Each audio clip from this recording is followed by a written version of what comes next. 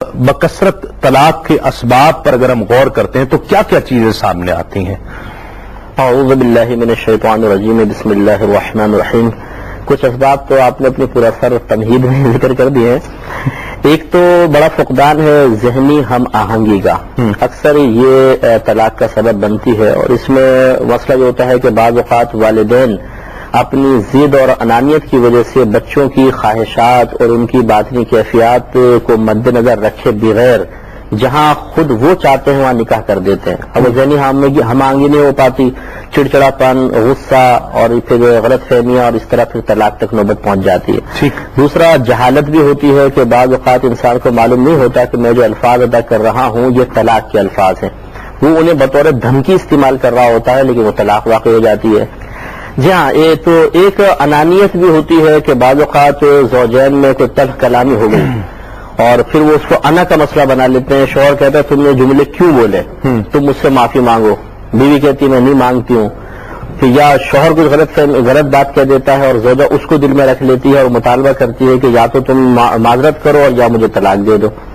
और ये अनानियत बढ़ते बढ़ते फिर वाकई तलाक तक नौबत पहुंची जाती है। इसी तरीके से नफसानी ख्वाहिशात भी होती हैं कि बाज़ औक़ात इंसान का दिल किसी और की तरफ माइल हो जाता है कुछ बातनी खराबियों की बिना पर। उस वक्त बीवी को शौहर अच्छा नहीं लगता या शौहर का दिल माइल हो गया तो बीवी उसको जहर महसूस होने लग जाती है और फिर उसको एक ही माज़ल्लाह जहन्नम से जन्नत में जाने का एक ही रास्ता नजर आता है कि उसको दीवार को रास्ते से हटा दिया जाए। सही। तो फिर वो तलाक की नौबत आ जाती है। इसी तरह जैसे आपने शायद फरमाया कि बदगुमानियां और गलत फहमियां अक्सर ऐसा ही यहाँ पैदा होती हैं या डाली जाती हैं और इन दोनों पैदा होने या डालने की बिना पर फिर ये भी तलाक तक न बच। मुफ्ती साहब, नापसंदीदा जायज अमल, इसी से इसकी अहमियत का अंदाजा हो रहा है, क्यों है ऐसा?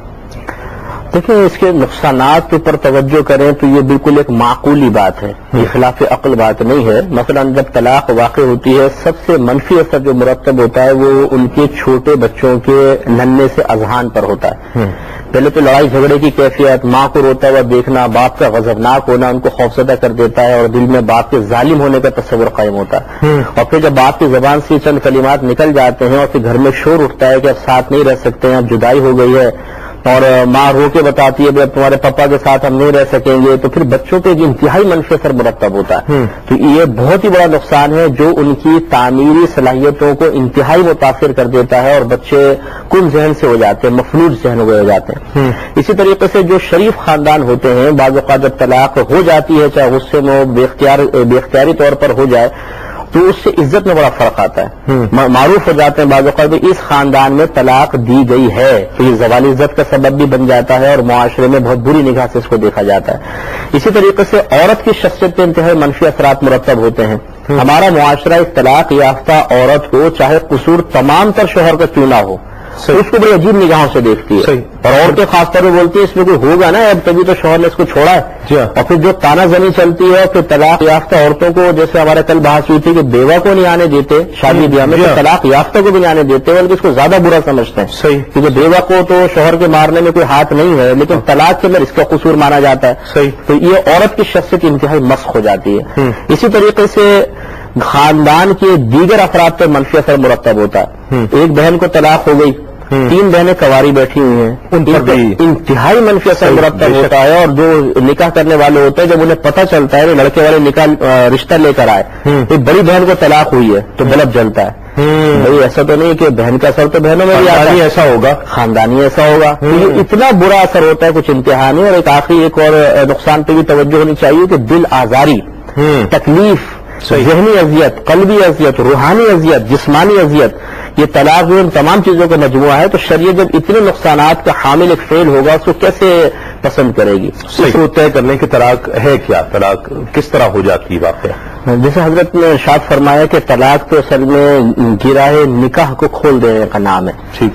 अब इसकी जो आपने शरई हैसियत के बारे में कलाम फरमाया तो इसकी 3 हैसियतें हम ले लेते हैं। एक तो है मुबाह हैसियत, ठीक है, यानी ना गुनाह ना सवाब। वो नॉर्मल हालत में जब कंप्रोमाइज नहीं हो रहा बीवी ने कोई तलाक दे, उसने कोशिशें कर ली, हाँ तलाक दे देते हैं तो ये मुबाह सूरत बनती है। बाज़ औक़ात मुस्तहब होता है, यानी तलाक देना बाइस सवाब है। ये उस वक्त है जब औरत बदकिरदार हो, غلط قسم کی عورت ہو، یا شوہر یہ سمجھتا ہے کہ میں اب عورت کے حقوق صحیح طریقے سے ادا نہیں کر سکتا ہوں، نہ نفقہ نہیں دے سکتا ہوں، تو وہ زوجہ کو اپنی تکلیف اور اذیت سے بچانے کے لیے طلاق دیتا ہے، اور عورت بھی طلاق لینے پہ راضی ہے، تو یہ مستحب صورت بن جاتی ہے۔ اور ایک ہوتی ہے گناہ کی صورت۔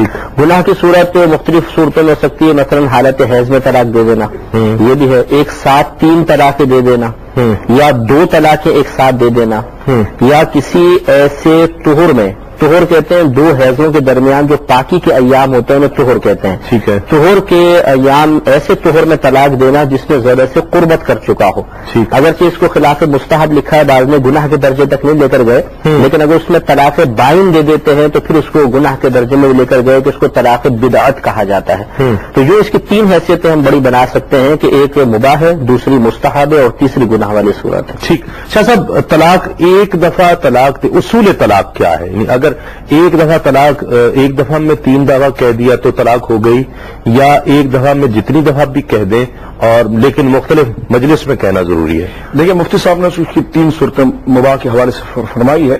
ہمارے فقہا نے اس کو لکھا ہے کہ ایک احسن، حسن اور گویا کہ بدعی کہے، بدعت کہہ لیں اس کو۔ صحیح۔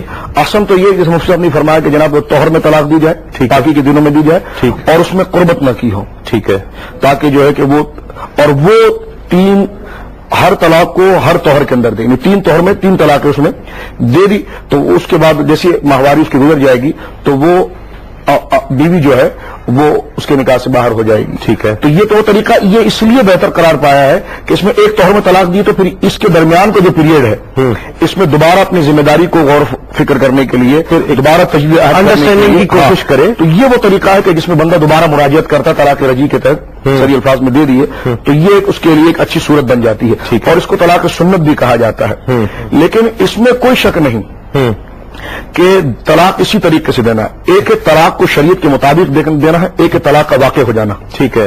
تو اس کو اگر سمجھ لیا جائے کہ شریعت کے مطابق تو اسی طرح دینا، جس طرح مفتی صاحب نے اس کی جو ہے کافی تفصیل بیان فرمائی ہے، لیکن ایک واقع ہو جانا۔ جی ہاں۔ تو اگر کسی شخص نے ایک محفل کے اندر ایک ہی مجلس میں ایک لفظ سے یا 3 دفعہ یہ ایک ہی مجلس میں کہہ دیا کہ میں تم کو 3 طلاق دیتا ہوں، یا تمہیں 3 طلاق ہے، تمہیں 1 طلاق ہے، تمہیں 1 طلاق ہے، تمہیں 1 طلاق ہے، ٹھیک ہے، تو اس صورت کے اندر اس نے گناہ کا کام کیا، اور اللہ رب العالمین کے پیارے محبوب جناب رسول اللہ صلی اللہ علیہ وسلم نے اس پر بہت سخت غضب فرمایا، یہاں تک کہ سرکار علیہ الصلوۃ والسلام اپنی نشست مبارک سے گویا کہ کھڑے بھی ہو گئے، اور آپ کے جبین مقدس پر غضب کے آثار بھی اس حوالے سے گویا کہ ظاہر ہوئے۔ تو اس میں کوئی شک نہیں کہ یہ بدعت ہے، خلاف سنت ہے، لیکن یہ واقع ہو جائے گی۔